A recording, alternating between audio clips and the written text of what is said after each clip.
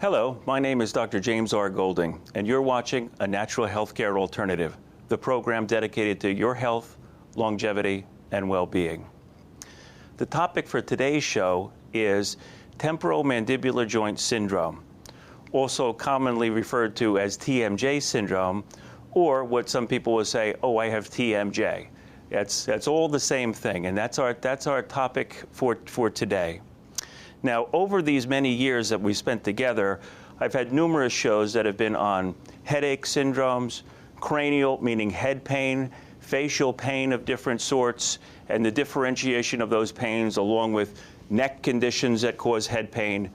But I've gotten a lot of requests from people for me to do temporomandibular joint syndrome in a more concise and a more protracted, prolonged manner than I did in our previous episodes.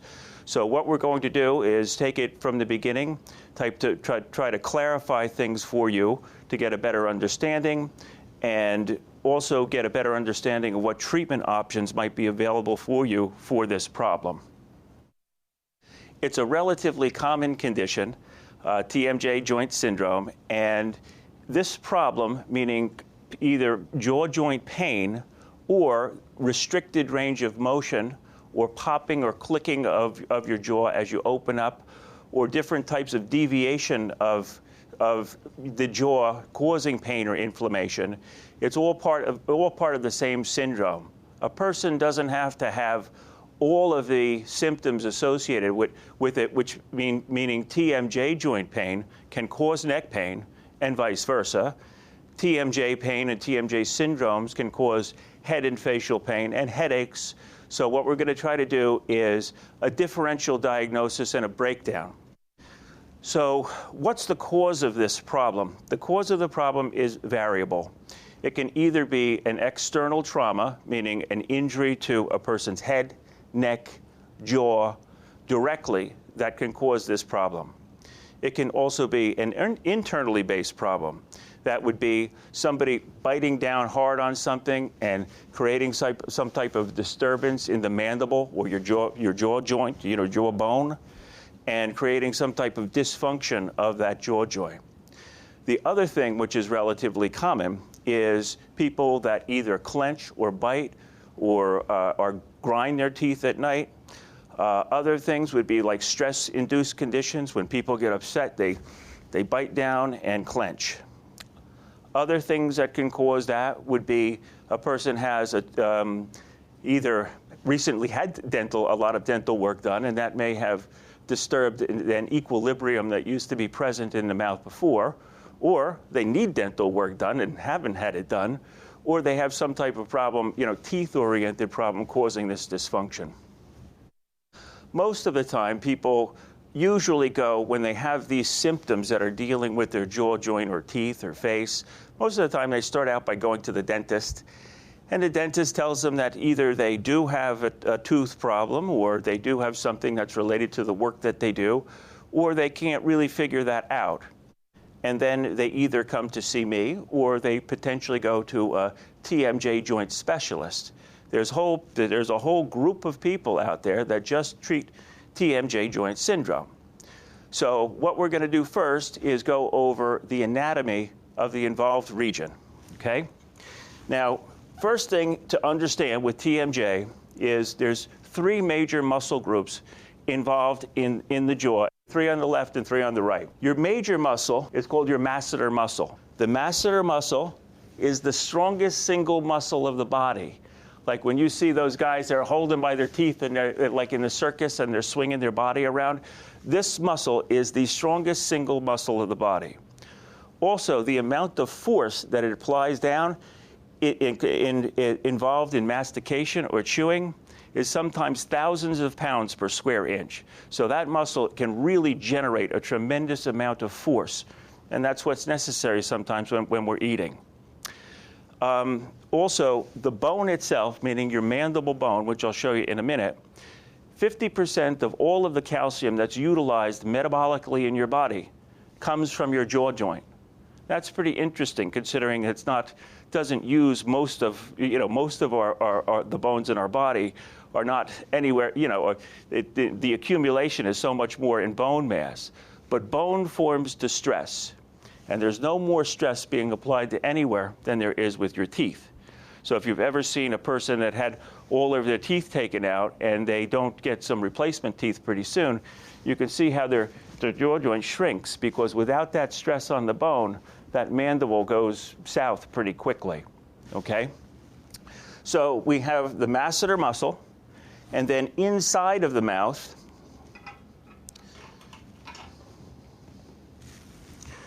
let me get my skull here. When the mouth is opened up, there's two muscles that are in the underside of your mandible, and those are called the pterygoid muscles. And those are in the back part of the upper inside of your mouth. The function of these muscles, number one is involved in the power that helps you to grind down and chew down on things.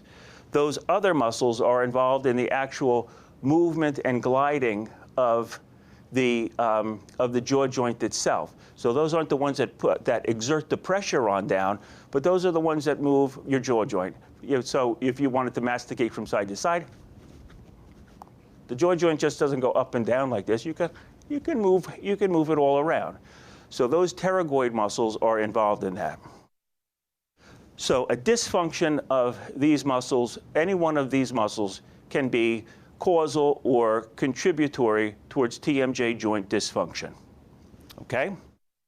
Now, as we go down inside of the joint, this is the actual TMJ joint right here. Okay? This is your mandible. This is what's called the condyle here, and that's what fits in this particular groove. Most people think that your jaw joint is a basic hinge joint, and it's really not. What happens is that when you open your mouth up, there's the groove in the back that it fits into, and when you open your mouth up, your jaw joint slides into another groove that's in the front of it. Lining those grooves is something called a disc. A disc is a cartilage pad around that joint that the joint flows smoothly in between. Damage or injury to that cartilage can cause a disc problem in your TMJ joint, and that's even more involved than what happens most of the time. So what happens is that if that cartilage shifts, many times when people open up their mouth, they'll only be able to open up their mouth partially, or they'll only be able to go so far and reach a point to go pop, pop, pop. Sometimes people try to avoid it from doing that.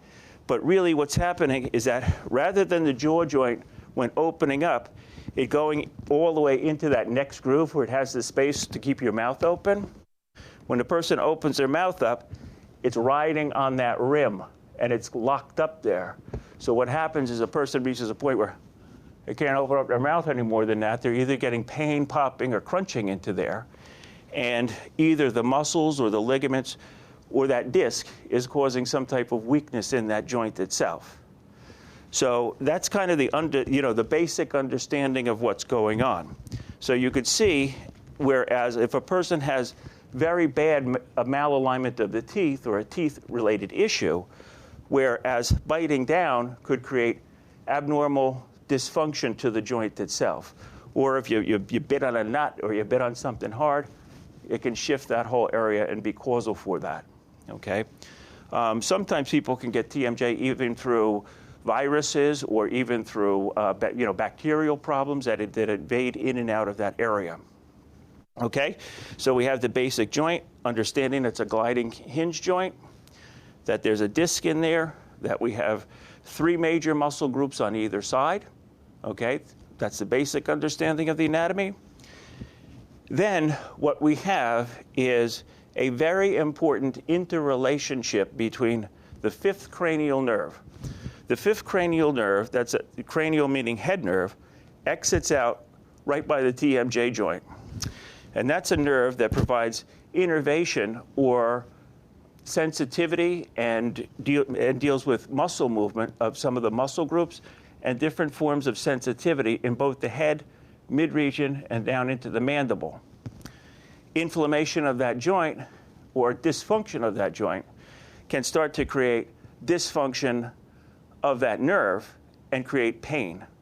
So, you know, when a person has a TMJ joint syndrome, it can go anywhere from being, you know, mild, intermittent, bother you, popping, crunching, to, you know, all-consuming pain that a person has all of the time. They can barely get their mouth open, and it's a chronic, constant source of inflammation.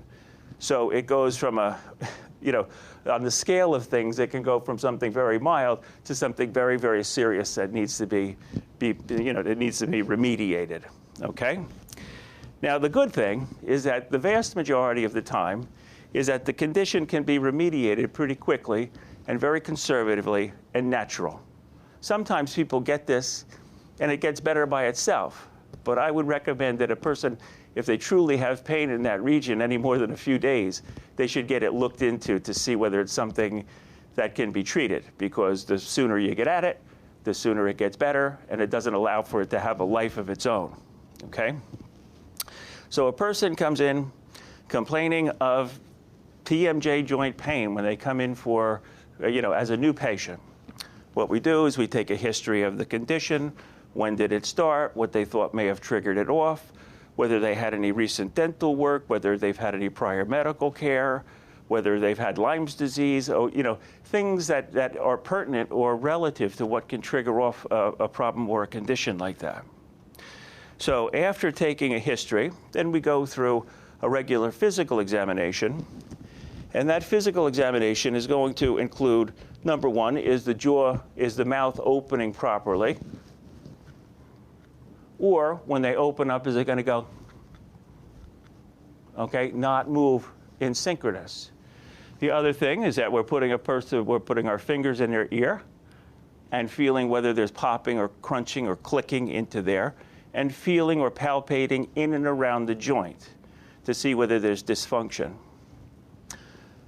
Most of the time, when a person has TMJ joint syndrome, it's more involved on one side than the other.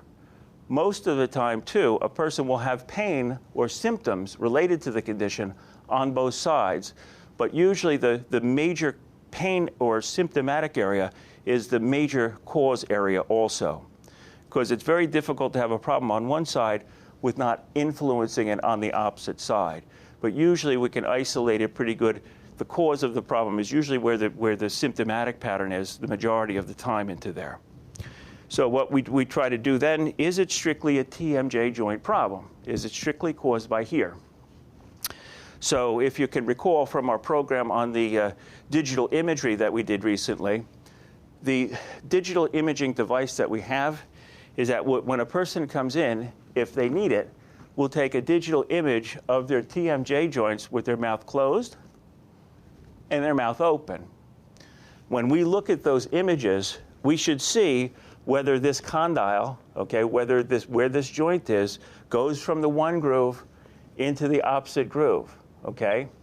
When it's in a state of dysfunction, when that opens up, we'll see that that jaw joint is not doing that. It's resting, you know, on some point where it should not be, either on the top side or the bottom side of the hump of that joint, which indicates that it's strictly a matter of malposition, or potentially whether there's disc involvement, or helping us to determine whether there's muscular involvement. The other thing that we'll do is that we palpate the musculature, and we palpate and feel for the pterygoid muscles to see whether they're hypertonic, meaning way too tight for what they should be, whether they're sore or in spasm. Frequently, if they are, and we know from what I said before, those are muscles that help to guide or glide the joint of whether things are, you know, correct for where they should be, okay?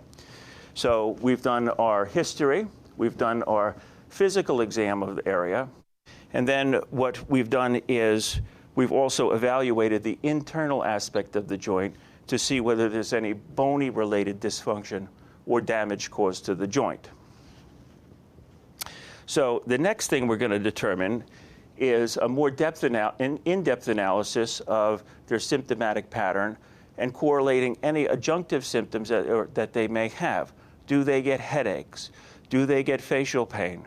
Do they get neck pain? Do they get suboccipital pain? Pain being up into this region. Knowing all of those things is extremely important because many times a person may have TMJ joint syndrome, and it may not actually be caused by a problem by the actual jaw joint itself. This is a model of looking at the back of your head. Okay, they're called your occiput. This is your first neck vertebra, and this is your second neck vertebra. If there is some malalignment or dysfunction in the posture or in the position of the way that your neck and shoulders are, that influences whether your head has tilt or not, okay, and whether it's working right in the upper portions of your neck.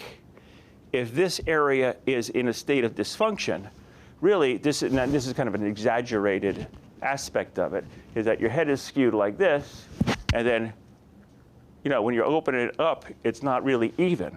So when you're biting down, it's not even on either side.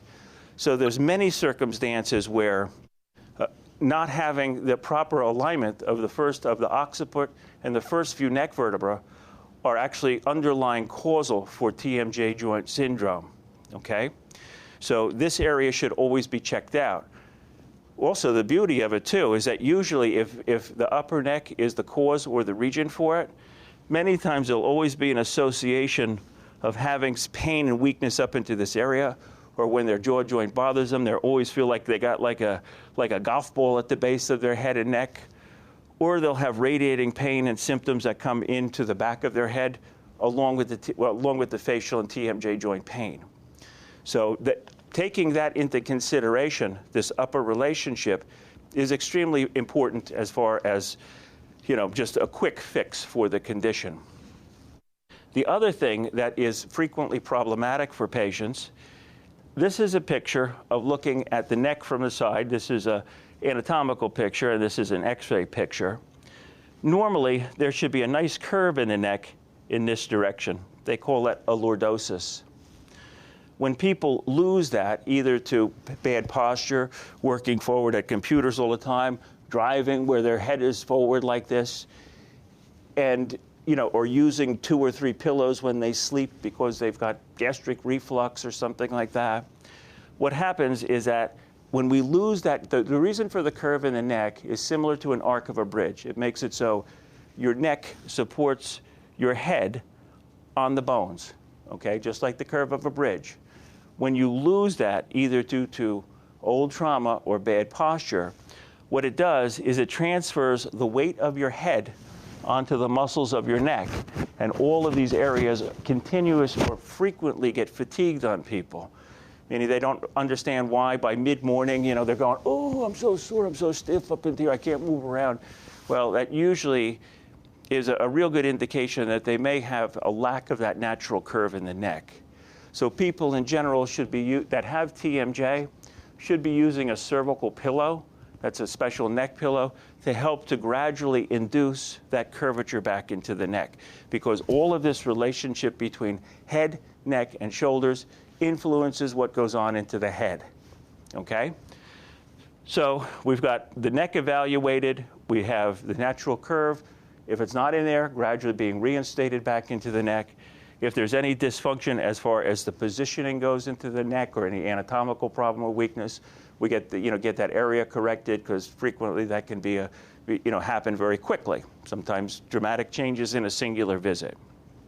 So now that we've taken that component or the neck aspect out of play, and a person still has a lot of pain and dysfunction into there, now we're going to talk about what needs to be treated for it. Sometimes if a person, it's just a biting or a clinching problem, I'll make a mold of their teeth, and that will have a special guard that they'll use at night. So when they bite down, it helps to cushion that area. And, that's something that can be easily made. Sometimes we'll send them to a dentist. Sometimes we'll send them to even a specialist that does that. But those things don't have to be expensive to be effective. Something that I've used that I have patients order online now is something called an easy splint. and it's something that that fits everyone, and it goes underneath on the inside. It's a plastic piece with a little bar that's in the back, and this way, like, you don't feel like something's in your mouth when you're sleeping, like you're sleeping with the mouthpiece on. So what happens is that, and I've also given them to patients that have retainers from after having orthodontic work done, they can still use an easy splint. So that little pad of plastic in the back, when a patient bites down or clenches at night, cushions that, just like a cushion, like a little shock absorber, and takes that pressure off, and they don't feel like they really, have something in their mouth a lot. So if biting or clenching is an issue, then that's eliminated, okay? Or at least you're helping to fight against that. If stress and tension is all a part of the problem, then you teach the patient stress reduction exercises, meditation, hypnosis, whatever it takes to deal with if there's quote a psychic component of it, or a person's had a lot of recent psychological traumas or tensions. Just like the spine can be adjusted, or the shoulder, or you had your shoulders out and we put your shoulder back in, or your back or neck is out of position and we adjust it to put it back in. We actually adjust the temporomandibular joint.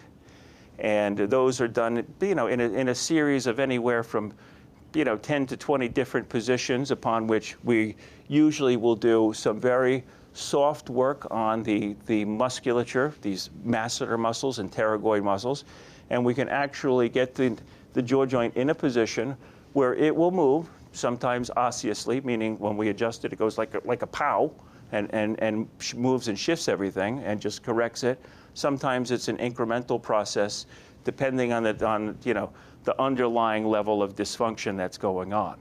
Okay, so the neck is adjusted and in position. The TMJ joint is adjusted in position. The patient's lifestyle is taken into consideration, and they still have the problem. Okay, so if those didn't remediate the condition, what we have the patient come in to do is that we will use the use of a cold laser on the joint. This is a laser that is put directly into the TMJ joint and the adjunctive musculature, and that treatment takes about 20 minutes. It can be done as little as one time. It can be done as many as 10 times, depending on how bad the underlying dysfunction is. What that cold laser does is it drives out all of the inflammation in the joint, and then makes it so that it drives out all the inflammation in the joint and helps the soft tissue to heal. But the beauty of the cold laser is that it actually works on what we call a mitochondrial level, meaning within the cells there's a powerhouse within those cells, and when stimulated by light photons, what that does is it makes it so that you get regeneration of the soft tissue healing of it, actual mechanical healing of the tissue itself. So sometimes conditions that are orthopedically related, like the TMJ, it can be strictly a matter of the mechanics of the neck can be corrected, but sometimes the inflammatory process takes on a life of its own. So we either have a patient take some buffered vitamin C in a higher level. Sometimes they might need an anti-inflammatory for a while. Sometimes they can take some natural things like MSM or chondroitin sulfate. These are just natural anti-inflammatories. We'll usually have a patient do that when they're undergoing treatment, because if we can draw that inflammation out of that area quicker, they're going to respond to the treatment quicker and then need less in-office treatment to get better for the problem. So cold laser, wonderful tool for TMJ. What we'll also use is we'll use what's called pulsed ultrasound. We have a special ultrasonic therapy unit that has a gel pad, and this is adhered to the face, and it treats the TMJ joint and muscles and helps in. It's like a massive flushing of the in with the good, out with the bad, and that helps to draw the inflammation out of there. So that we've got, as far as physical modalities, we've got ultrasonic therapy, we've got cold laser therapy, And then sometimes we'll use electrical modalities such as interferential therapy, which is the use of stimulus, different forms of electrical stimulus to help to re-educate the musculature.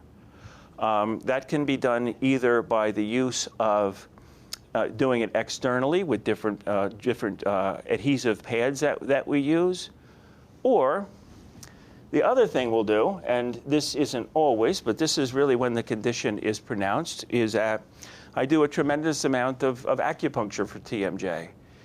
Usually these patients come to see me when other things have failed for them, and we've done those other forms of modalities, or usually they've come from someplace else to say, listen, that's not working. I want to see whether acupuncture can help me. Acupuncture is the use of single-use disposable sterile needles, and what we do is those needles are applied in and around the masseter muscle. There's certain points that are in the hands and down by the feet that actually help your TMJ joint in the normalization of the process, but a lot of it is what we call local needling in and around the TMJ joint itself.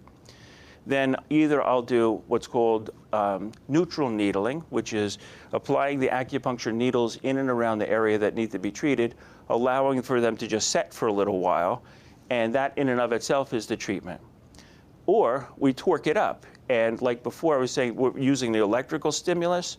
What we're doing then is I'm putting a stimulus into the acupuncture needle, and then that acupuncture needle is bringing the, not just the point, but the actual electrical stimulus in and around that joint and in some of those deeper muscles that we normally couldn't get at through either just working the surface, but with the surface electrodes. So doing deep electroacupuncture in and around this region, that's frequently a home run for people. Sometimes sometimes people want to do that first because they come in and they're just sick and tired of the condition. They'll do anything to get it better as soon as possible. Sometimes people, if they're uncomfortable with the fact of needles or something like that, then we usually do the other things first. But there's a tremendous amount of natural therapeutics available out that can help and treat this condition. Rarely is it a long-term medicine-taking condition. It shouldn't be. It should not be unless there's any major anatomical damage into that area. Surgical options are possible, but not until these other things are exhausted, because the majority of the times natural means will help the condition get better. Most people that come in with TMJ joint syndrome, and I don't often get the really easy cases, require anywhere from 4 to 8 treatments. If it's not responding to care and treatment within that region of time, I'll usually make referral, because if you're doing more isn't going to get it for them, I'm not going to do that. I hope that gives you some good indication of what's going on. We also give people exercises and home care, because it's not about all in-office stuff, but this is something that can remediate in a reasonable period of time, and people's quality of life gets back to normal. Thank you for watching. I'm Dr. James R. Golding. Have a good day.